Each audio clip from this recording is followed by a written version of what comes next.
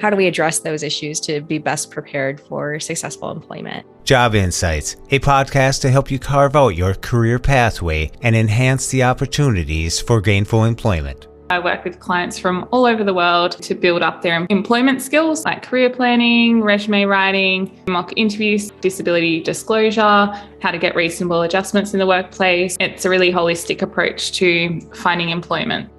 To help you navigate the employment world and give you job insights to choose the career you want. If you struggle with it, that's when you want to find help. That's when you want to look up Sarlie. That's when you want to look up DVR and ask the employment coaches, what can I do to help my odds for gainful employment?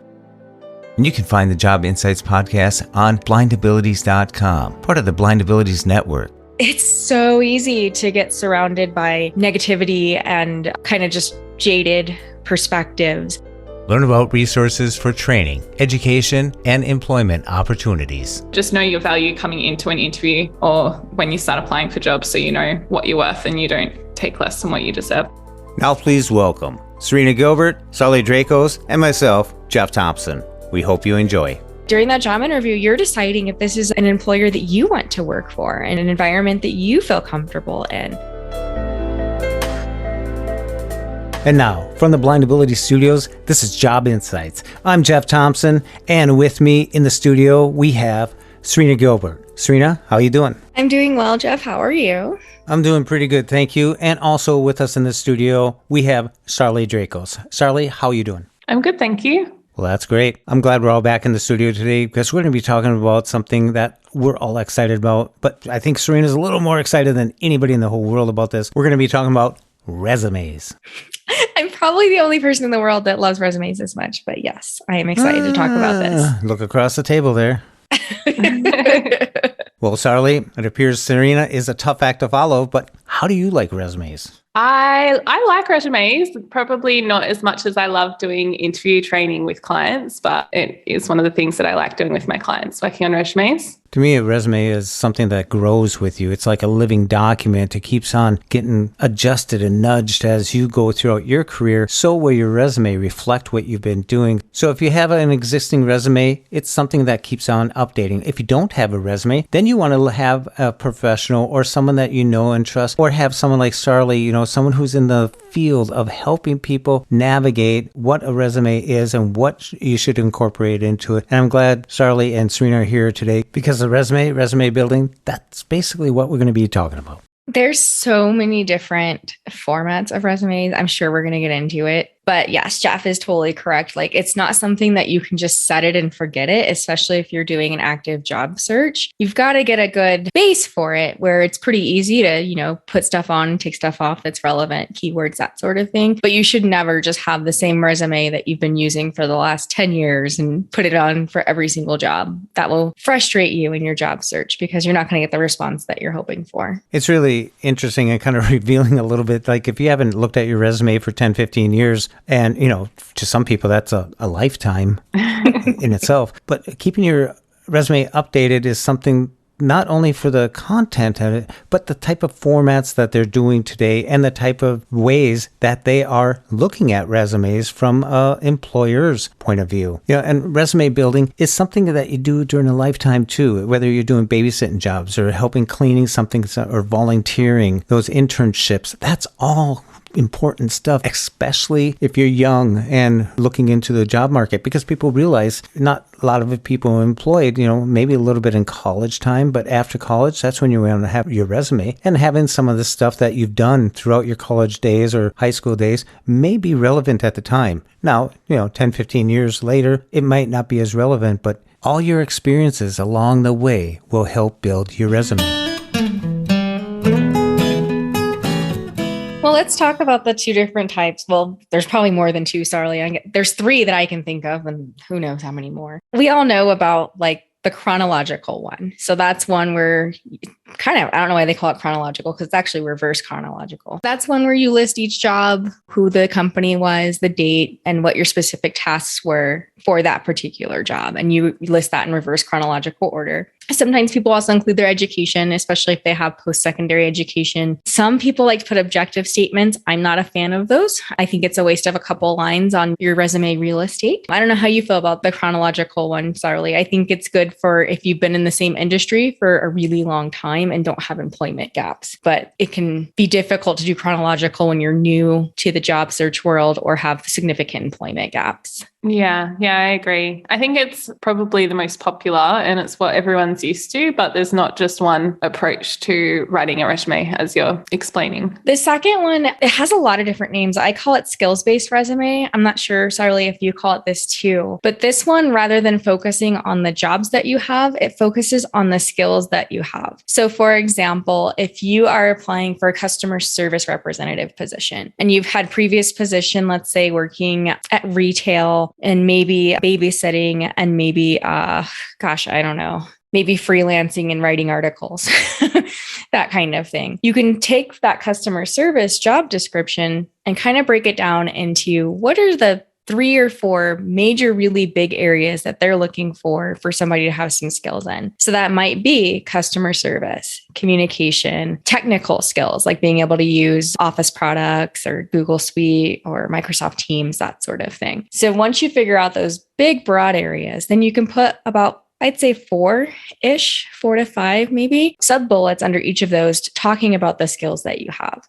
So for example, if you have really good customer service skills, it could be maybe when you were working in your previous role at a retail place, you provided customer service to an average of 70 customers per day, something like that. You always want to quantify whenever possible to demonstrate exactly what you've done.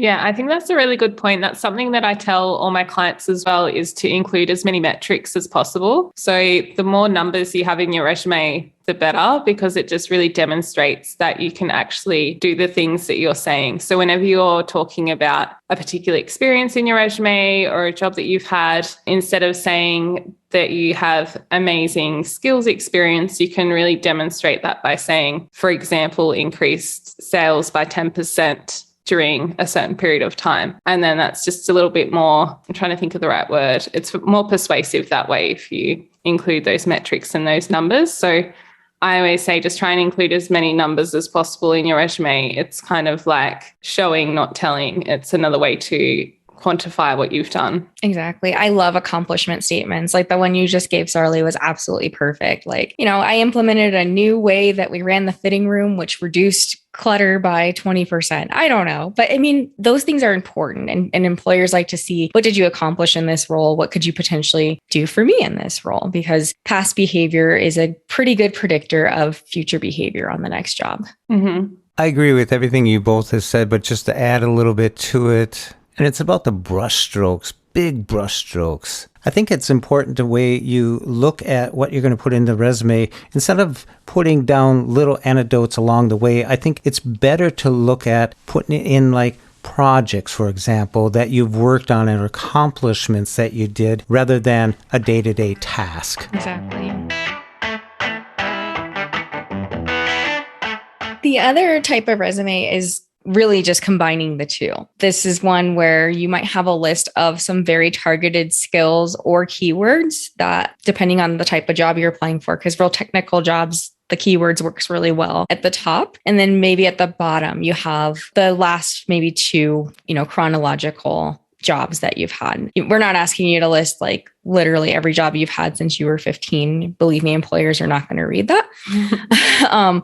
But you want to list those chronological positions, your most recent ones at the bottom. So you get the best of both worlds with that one. And that one works well really for everyone for that one if you are currently working.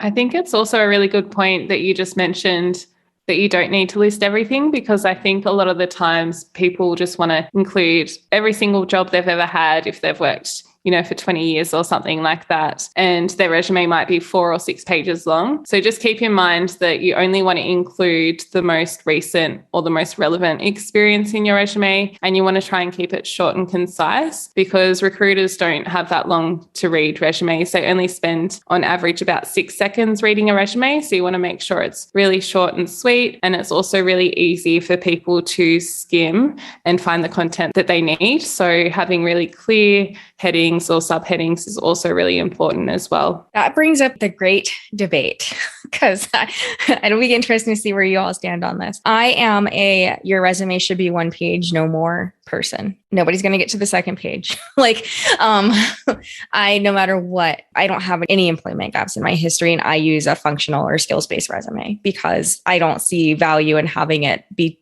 2 pages. I can demonstrate what I bring to the company or organization that I'm applying for much better by showing the different skills. But I don't know how, Jeff, you and Sarlie feel about the length of the resume. I'm so adamant. When I work with clients, I was like, you can't go past 1 page. No one's going to read the second page. Sorry. That's interesting because I also agree that it should only be 1 page. But at my previous workplace, a lot of people would do 2-page resumes. So I was normally the one that was, telling people to shorten their resume. So it's funny that we're both kind of on the same kind of page about that. I am so adamant about it. And the reason my husband did like a kind of an internship job kind of thing where he was in DC for a while and he was learning about like leadership skills and things like that. And I can't remember if this was one of his professors that told him this in college or if it was through that program, but they told him like Colin Powell has a 1-page resume. Like this guy's been like all these accomplishments and his resume is 1 page. And so that stuck with me because it's like, okay, if this dude has all this stuff and he can fit it to 1 page, like I can definitely do the same. Yeah. And if you're applying for example, really big organizations like Google or companies like that, they expect 1 page for their resume. That's what a lot of people who have been successful at really large organizations, that's what they are used to seeing is just 1 page. And I think when you cut it down to 1 page, it means that you're only including the most relevant information possible. I think it's a really good way. It forces you to really think about every single word that you're putting on the page, and it just makes it so much better. So I would definitely agree with you with just keeping it 1 page. And even if you do have a lot of experience, it's possible, like you said, to have it to 1 page. And if you're applying for different jobs or different industries where they're going to be looking for different skills and experience, then you can just create 2 separate resumes and just use whatever resume is most appropriate for the job that you're applying for. You don't have to have absolutely everything on your resume. It's just what's the most relevant. And when we say 1 page, we don't mean shrink the font to size 8 and, and play with the margins. Like we really mean 1 page with normal font and headings and things. And in that condensed format, it just increases the value of the real estate that's on the resume. And I like how you put that, Serina, that real estate of the resume, such a key part in realizing how important it is to be so concise for every word that goes into one's resume. And the person that is observing the resume or taking a look at the resume, they might be looking at the summary or the objective or the responsibilities and accomplishments that you've had during your last job. Some indicator is going to make them put it in one pile or the other pile. One's good, one's not so good. And that decision, like you said, Sarlie, could be in a matter of 6 seconds. So making sure that your resume is concise and fitting to the needs of the employer is very important. I've got to tell you, though, I don't read summaries. I think summaries and objectives are a waste of time because I've never seen anyone use it in a useful manner, I guess, for lack of a better word. Most objectives are like to obtain a position where I can utilize my skills and abilities. Well, duh.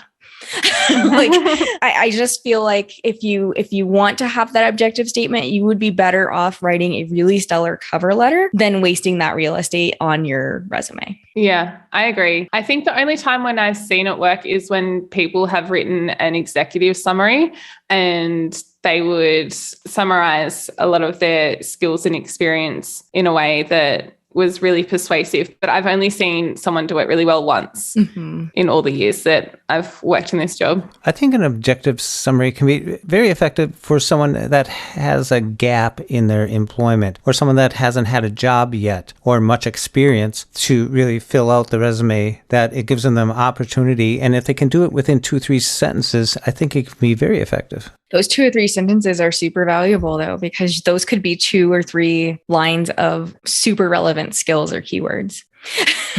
Yes, I agree, using the right keywords, because keywords is very important. If they got a job opportunity written up, you want to go in there and dissect all those keywords that they're using, actually plagiarize them and push them right into your resume, because some companies may use an algorithm that is looking for those keywords. They're looking for someone to fill a job, and here's the description when you're actually creating or revising your resume. you want to and have to have those keywords in your resume. I know one thing that's really difficult, especially for the BVI community, is the formatting of the resume. Like, it can be super tricky. Personally, to keep the formatting super consistent, I do tend to use Word. I know it's shocking because I love Google Docs, but I do tend to use Word because Word has some features with JAWS where I can tell exactly, how far apart my things are tabbed and are they lined up and things like that. I don't know how you approach it, Sarlie. I like to build from scratch so that I know how everything's formatted and things like that. I've tried templates and I find them really hard to use when you don't have vision or using a screen reader. I think it's more trouble than it's worth, and it's pretty rigid. That's just my 2 cents, though.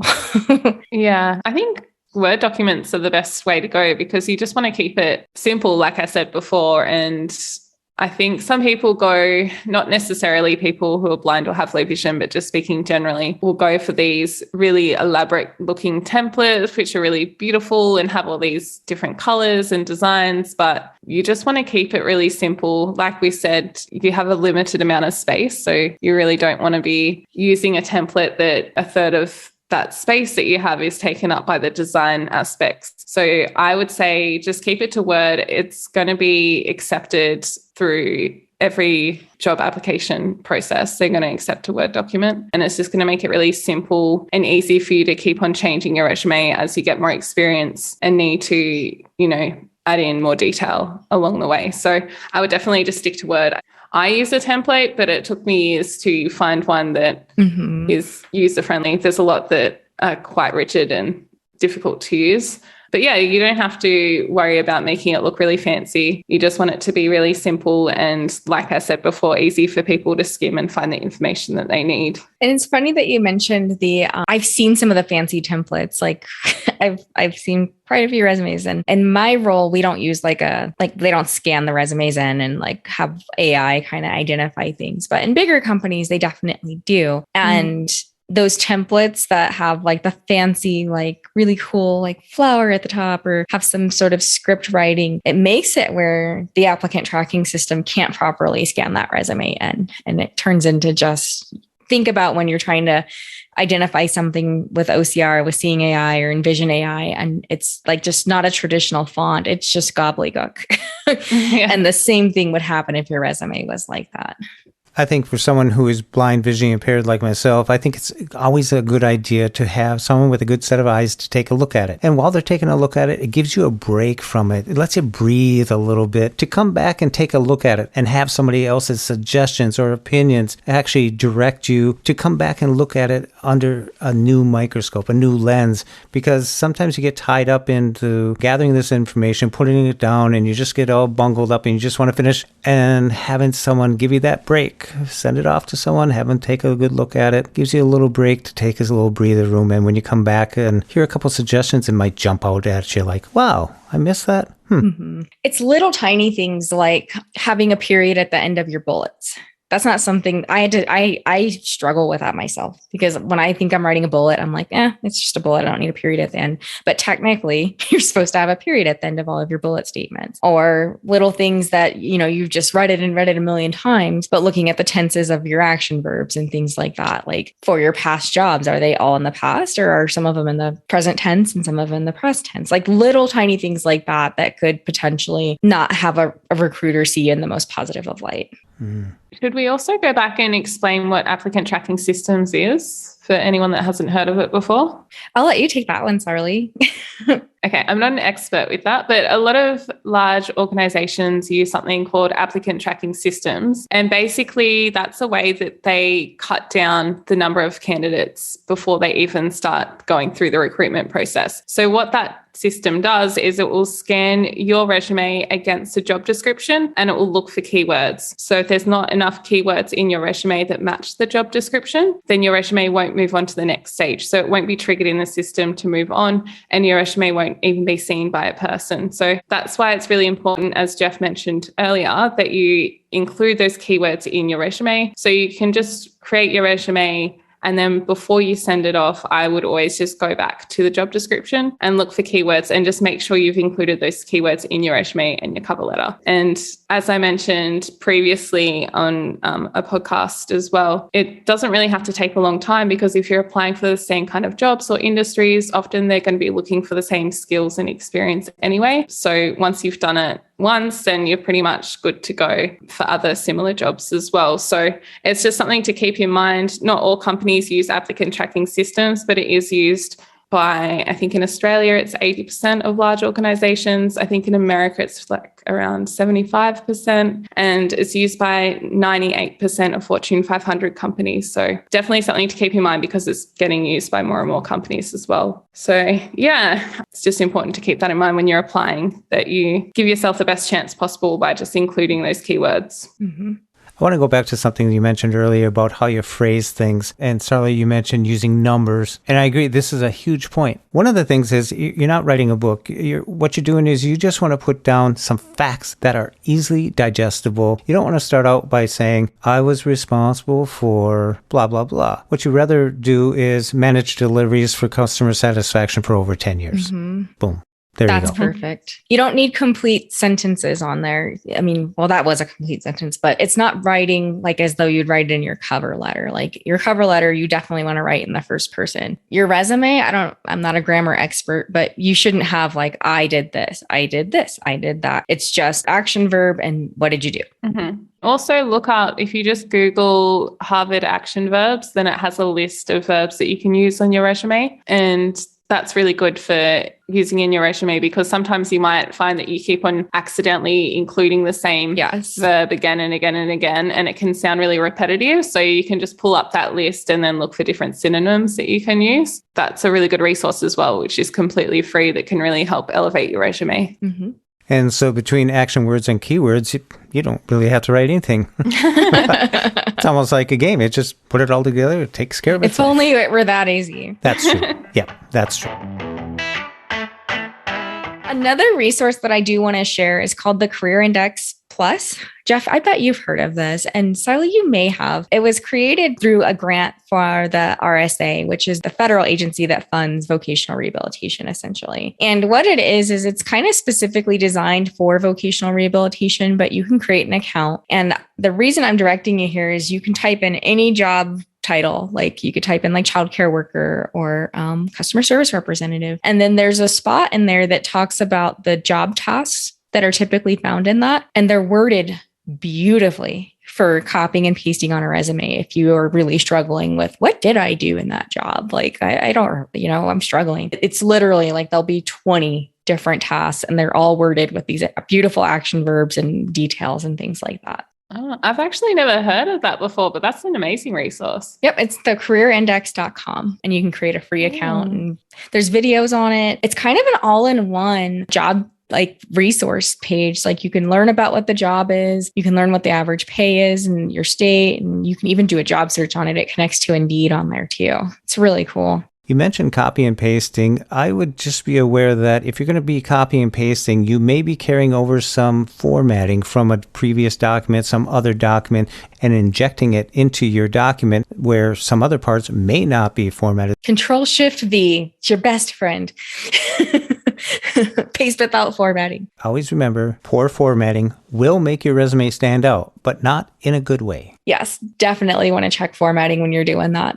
You mentioned the Word document format, and I would highly stress that because if you're using a Mac and you're going to send it in Pages, I've had situations where people can't open those documents because it's not universally accepted as much as the Microsoft platform is with the Word document. And I know, Sarlie, you mentioned that earlier. So I just want to stress that it's a very good point. Because if you're trying to get into the company, let's make sure that your first document you send to the company can get in as well. I've also seen a lot of people submit their resumes in PDF form, and you just never know it could be another individual who's blind or visually impaired reviewing your application. And sometimes, even if you start in Word and convert it to a PDF via that tool, it doesn't always translate the kind of the accessibility tagging very well. So be leery of that if you turn it into a PDF.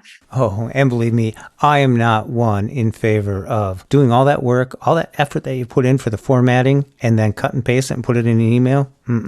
Oh, no, it's got to be an attachment or upload it to their job posting. That's what I wanted to mention too, that if you're on some company's website where you're filling out a document or where you're submitting a document and you want to upload it, or you have to navigate to find some information about the company, make sure that it's accessible. Go check it out. See how it works. We have a state government website where you can go in and search for jobs and everything, but it's not that accessible. They even have a brother sister type of website next to it that if you need accessibility, they built it to different websites, which made you go, But go on and navigate around, take a look around it and stuff, because sometimes this stuff is time sensitive and you want to have a general feeling of how much importance they're doing it. And, is the company considering their accessibility as well? Exactly. Sarlie, do you find that as well in Australia where companies have job opportunities, but the navigation is kind of cumbersome or unusable? Yeah, we do. It's a lot of the time they're not accessible in Australia. That's frustrating. Yeah, it is. But we use NeoGov a lot here, or governmentjobs.com, which I think feeds into NeoGov, and it's very accessible, which is nice. Mm-hmm. Oh, that's good. It's just something that you might come up against and want to keep in mind when you're job hunting. Mm-hmm. One of the hardest sites, ironically, it's accessible, but it's a beast, is if you want to apply for federal employment. Oh my goodness. Here in the US for federal employment, you have to have we might need to have someone come on to talk about a federal resume, because that's a whole different thing. Like all the stuff we just told you is just thrown out the window when it comes to a federal resume, because a federal resume, they will dock you if you don't include every single job you've ever had. And it's just a whole different thing. It's rough.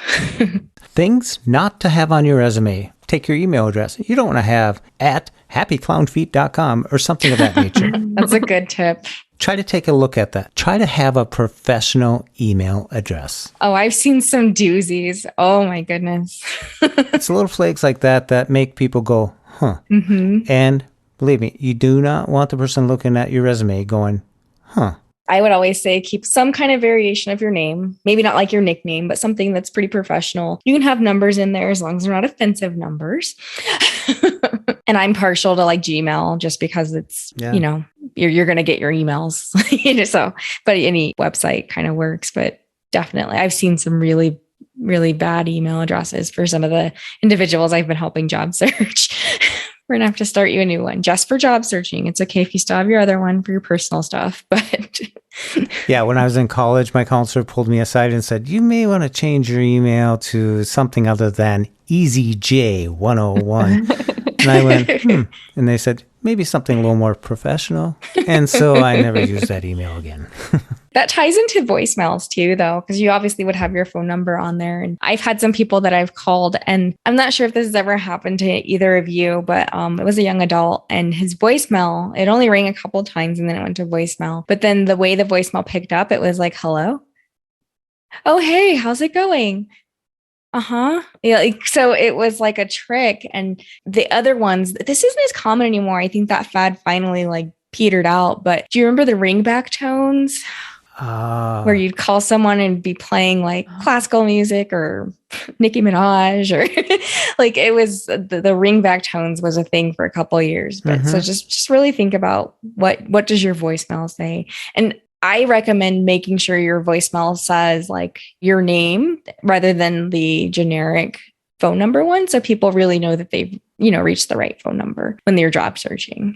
Yeah. And what your email and your voicemail really says about you. Mm-hmm. Sarlie's erasing her email right now. Let me take that ringback tone off. It's got to go. Yeah, you want to be professional because you do not want them to contact you and have that email or that recorded message be the stopper that keeps you from gainful employment, from the career that you want, the job that you've been seeking. And that goes with the resume as well. You don't want the resume format to be the stopper either. You want to sell yourself by the content that you have in there, the keywords that you have in there, and hopefully you get that interview. Well, and that's the thing about a really good resume is I always told my clients this is if you made it to the interview, it means that they think you are qualified and capable of doing the job. So that's what your resume is for, is to demonstrate you're able to do what they're asking for the job. And then when you get to the interview, you have that boost of confidence because if you pass that first level of screening, that means that they want to know more about you. Mm-hmm. That's when it comes to the shoes, the clothes, the hair. All about job interviews. Yeah. And that's where we'll probably be going next time on Job Insights. That'll be the next thing. Yeah. The job interview. And Sarlie, the job interview, that's one of your faves. Yeah, that's my favorite. Teaching interview skills. I love it.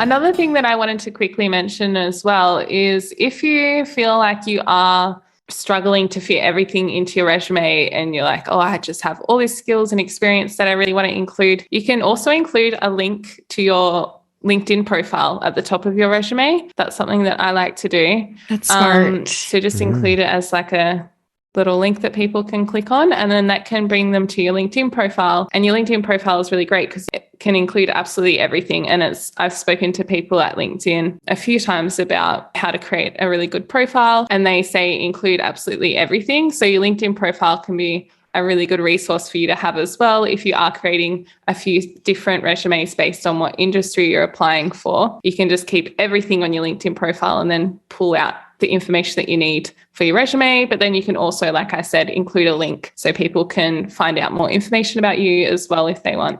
LinkedIn is a really great resource that I would definitely recommend for everyone that's looking for a professional job. I've gotten a lot of job opportunities for myself and for my clients through LinkedIn. So it's definitely a whole nother topic that we could talk about another time, but it's a really great resource as well. And it's free, which is great. I was going to say, like, that's a whole job topic in itself, LinkedIn. Mm-hmm. Yeah. Because it's a beast with a screen reader. It's accessible. It's just, there's a lot to it. So understanding how it's all set up is super important. I've heard, I'm not sure if this is correct, but perhaps you guys could tell me, is LinkedIn more accessible through the mobile app version? Because that's what I've heard. If you are struggling, if you do use screen readers and you're finding it hard on the desktop version, a lot of people say if you download the app, apparently that's better. I'm not sure what your experiences have been or what you found. I liken the LinkedIn app on iOS. I don't use Android, but I liken it to what Facebook was like on iOS in like 2011. It's got a lot of extra swiping and buttons, and it's not super fluid in my opinion. I've been able to use the website. There's a lot on the website. It's a very busy site, but I've had more success actually using the website personally. Yeah, that's a great topic. And thanks for bringing that up, Sarlie, because that way, if you're a 2-3 page resume person, there you go. You can put it all up there and then save the real estate for that one pager. So next time on Job Insights, we're going to be looking at the job interview. There's a lot to think about there when your presentation, being at the interview, what you disclose, it could go on and on. So we'll touch base on it. Don't forget to head to our Facebook group, Career Resources for the Blind and Visually Impaired. And if you want to get a hold of us, you can give us a call at 612-367-6093. Check the show notes, and Sarlie's information is there as well. So people can find more information by heading to my website, which is sarliedrakos.com, SarlieDrakos.com. And there's a book in a call page, and you can just book in a call with me to find out more information about what I do. There we go. Thanks for listening. And until next time, bye-bye. And for more podcasts with the blindness perspective, check us out on the web at www.blindabilities.com, on Twitter at blindabilities, and download the free Blind Abilities app from the App Store and Google Play Store. That's 2 words, Blind Abilities. And if you want to leave some feedback, give us some suggestions, give us a call at 612-367-6093. We'd love to hear from you. A big shout out to Chi Chow for his beautiful music. You can follow Chi Chow on Twitter at LChichow. And from all of us here at Blind Abilities, through these challenging times, stay well, stay informed, and stay strong. I want to thank you for listening, and until next time, bye-bye. When we share what we see through each other's eyes, we can then begin to bridge the gap between the limited expectations and the realities of blind abilities. The realities of blind abilities.